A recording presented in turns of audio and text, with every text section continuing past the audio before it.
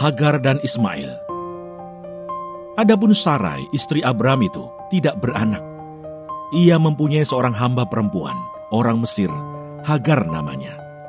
Berkatalah Sarai kepada Abram, "Engkau tahu, Tuhan tidak memberi aku melahirkan anak. Karena itu baiklah hampiri hambaku itu. Mungkin oleh dialah aku dapat memperoleh seorang anak." Dan Abram mendengarkan perkataan Sarai. Jadi Sarai, istri Abram itu, mengambil Hagar hambanya, orang Mesir itu, yakni ketika Abram telah 10 tahun tinggal di tanah Kanaan, lalu memberikannya kepada Abram suaminya untuk menjadi istrinya. Abram menghampiri Hagar, lalu mengandunglah perempuan itu. Ketika Hagar tahu bahwa ia mengandung, maka ia memandang rendah akan nyonyanya itu. Lalu berkatalah Sarai kepada Abram, "Penghinaan yang kuderita ini adalah tanggung jawabmu. Akulah yang memberikan hambaku ke pangkuanmu. Tetapi baru saja ia tahu bahwa ia mengandung, ia memandang rendah akan aku. Tuhan kiranya yang menjadi hakim antara aku dan engkau."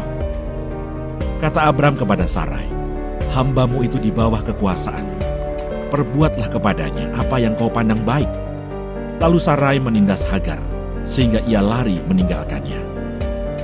Lalu malaikat Tuhan menjumpainya dekat suatu mata air di padang gurun, yakni dekat mata air di jalan ke Syur. Katanya, "Hagar hamba Sarai, dari manakah datangmu dan kemanakah pergimu?" Jawabnya, "Aku lari meninggalkan Sarai, nyonyaku." Lalu kata malaikat Tuhan itu kepadanya, "Kembalilah kepada nyonyamu, biarkanlah engkau ditindas di bawah kekuasaannya." Lagi kata malaikat Tuhan itu kepadanya, "Aku akan membuat sangat banyak keturunanmu, sehingga tidak dapat dihitung karena banyaknya."